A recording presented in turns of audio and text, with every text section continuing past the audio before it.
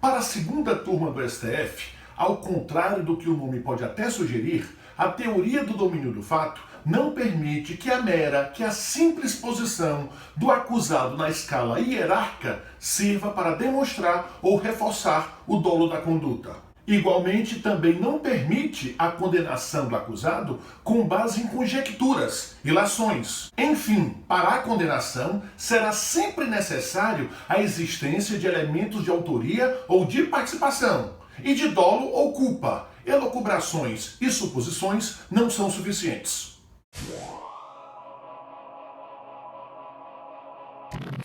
O inquérito policial é, de fato, como o próprio nome sugere, inquisitório, não sendo, portanto, regido pelos princípios do contraditório e da ampla defesa.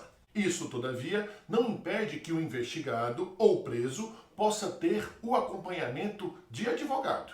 Tanto não impede que o próprio STF editou a súmula vinculante número 14, que trata do direito que o advogado do investigado tem de acessar amplamente os autos de qualquer investigação criminal, o que, por via de lógica consequência, permite a conclusão de que o advogado pode sim acompanhar atos do inquérito policial, inclusive o flagrante, muito embora, na prática, sua atuação fique um tanto quanto restrita.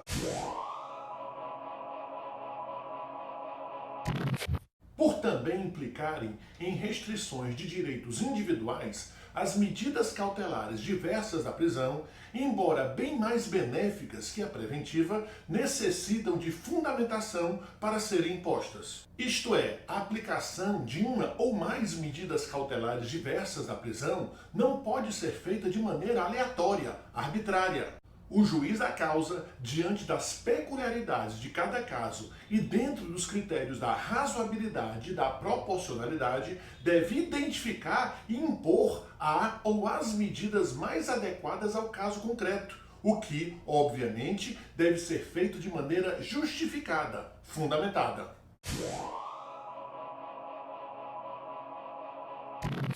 O inquérito policial é, de fato, como o próprio nome sugere, inquisitório, não sendo, portanto, regido pelos princípios do contraditório e da ampla defesa.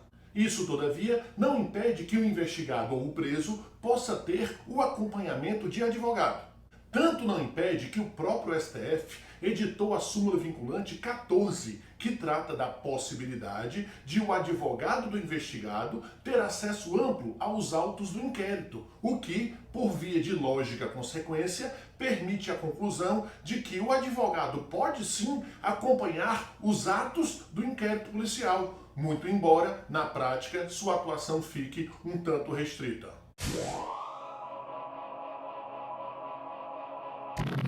O pagamento do débito tributário é causa de extinção da punibilidade do acusado e pode ser feito a qualquer momento, inclusive após o trânsito em julgado da sentença penal condenatória por crime de sonegação fiscal. As revogadas leis 9249 de 95 e 9964 de 2000 prescreviam que, para fins de extinção da punibilidade, o pagamento do débito tributário tinha que ocorrer até antes do trânsito em julgado da sentença penal. Ao contrário das leis anteriores, a Lei 10.684 de 2003, ainda em vigor, não fixou nenhum limite temporal para esse pagamento.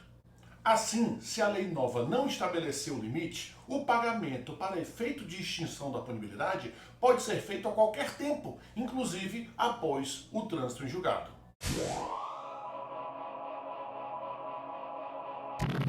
Nos crimes que se processam mediante ação penal pública condicionada, a representação precisa ser oferecida no prazo decadencial de 6 meses, prazo esse que se inicia não da data do fato criminoso, mas sim do dia em que se sabe quem é o autor da infração.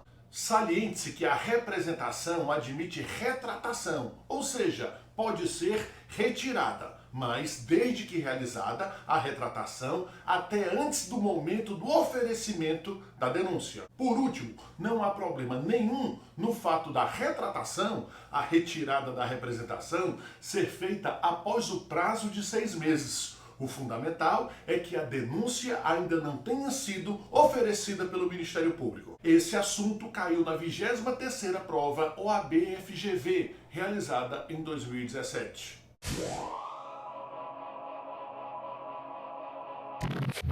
Nos julgamentos realizados pelo Tribunal do Júri, caso o promotor de justiça não queira fazer uso da réplica, deve comunicar ao magistrado dessa sua decisão de maneira direta e objetiva, sem qualquer delonga. Qualquer comentário mais ousado, ainda que breve, deve ser compreendido como réplica, o que obriga que se permita que a defesa use do seu direito de tréplica, sob pena de nulidade. Portanto, devem ser evitados comentários do tipo: esse promotor entende que não há necessidade de réplica, uma vez que as provas constantes dos autos dão conta de que o réu é realmente culpado. Isso é uma réplica, curta, breve, mas réplica. Esse assunto já caiu na 23ª prova OAB-FGV, realizada em 2017.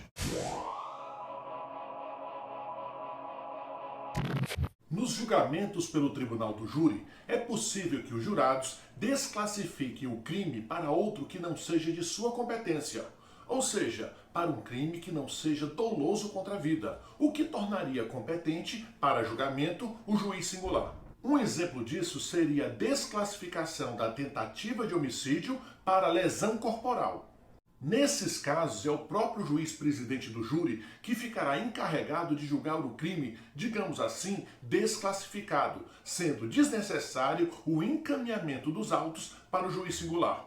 Também caberá ao juiz presidente aplicar as medidas despenalizadoras, composição civil dos danos, transação penal, caso a desclassificação se dê para infração de menor potencial ofensivo.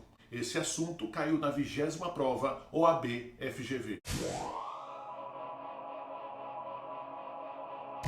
A ação penal nos crimes de lesão corporal leve e culposa cometidos contra a mulher no âmbito doméstico e familiar é pública incondicionada, isto é, não depende de representação. Esse entendimento restou definitivamente configurado a partir do julgamento procedente da ação direta de inconstitucionalidade número 4.424, com efeito erga omnes, ocorrido em 2012. No mesmo sentido, é a compreensão do STJ, que, inclusive, em 2015, aprovou súmula a respeito, a de número 542, que tem o seguinte teor: a ação penal relativa ao crime de lesão corporal resultante de violência doméstica contra a mulher é pública e incondicionada.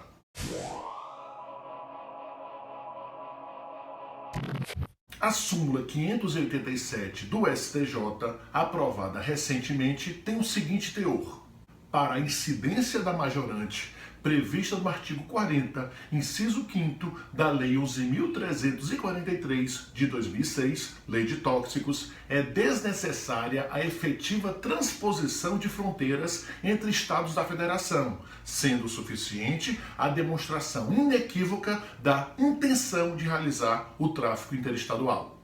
Isto é, para se aplicar a majorante de 1/3 a 2/3, referente ao tráfico interestadual, não é necessário que a droga tenha sido efetivamente transportada de um estado para o outro. Basta que fique demonstrado inequivocamente que ela seria transportada de um estado para o outro.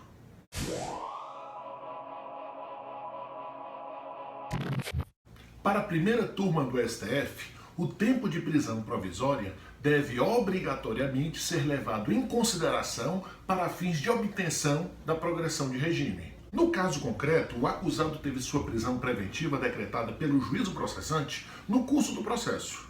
Ao final do processo, o acusado foi condenado, sendo que, no corpo da sentença, o juiz consignou que o marco inicial para fins de obtenção da progressão de regime seria o da data da publicação da sentença condenatória. Ou seja, o juiz desconsiderou o tempo de prisão preventiva cumprido. Como dito, o STF entende que o tempo de prisão preventiva deve obrigatoriamente ser computado, e não só para fins de progressão de regime, mas também para efeito dos demais benefícios previstos na Lei de Execuções Penais.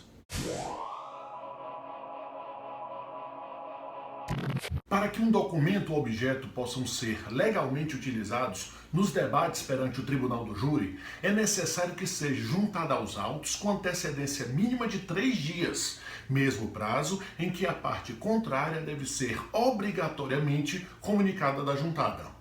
Quer dizer, não basta simplesmente juntar o documento ou objeto aos autos. É de fundamental importância que a parte contrária seja comunicada dessa juntada nesse prazo mínimo de 3 dias. Essa providência, prevista expressamente no artigo 479 do CPP, visa garantir um julgamento justo, pois proporciona que as partes, acusação e defesa, tomem conhecimento de documento ou objeto relevante para o julgamento e, em tempo hábil, possam se manifestar sobre eles.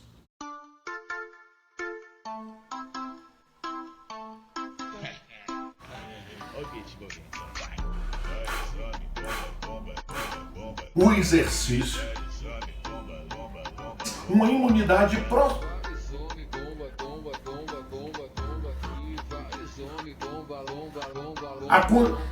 a Constituição conferiu aos contra a interferência parlamentar.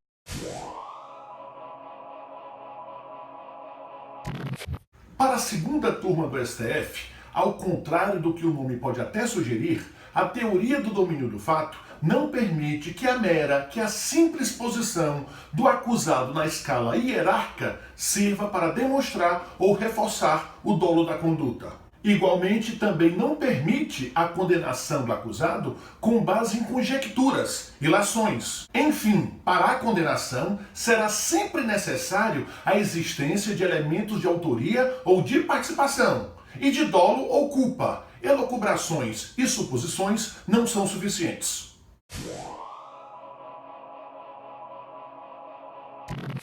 O inquérito policial é, de fato, como o próprio nome sugere, inquisitório, não sendo, portanto, regido pelos princípios do contraditório e da ampla defesa.